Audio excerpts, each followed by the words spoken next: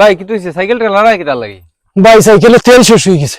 তেল শেষ হয়ে গেছে এটা কোনো বিষয় নাই, আমি আপনারা কইয়া দিলাম যে তেল শেষ হইলে কিটা করা লাগবে।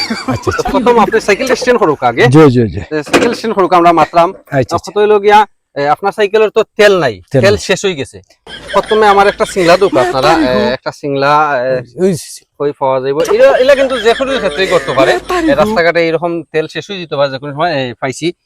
এই যে দেখা একটা লাঠি, এই লাঠিটাই কিন্তু আপনার মূল জিনিসটা, আমি লাঠি দিয়ে আপনারা বুঝাইমু।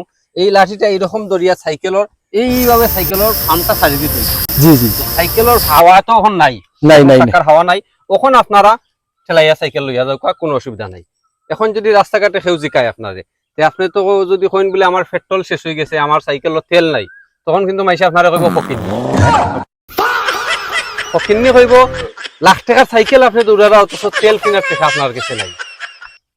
এখন যদি কেউ জিগায় আপনারে বলে সাইকেলও কি তুইছে, কইবা সাইকেলও হাওয়া নাই, এই কারণে ঠেলাইয়া লইয়া যান। তো দর্শক, যে কেউরির ক্ষেত্রেই এইরকম ঘটনা ঘটতে পারে যে কোনো সময় রাস্তাঘাটে তেল শেষ হয়ে যেতে পারে, আপনারা এই টেকনিকটা ফলো করবা।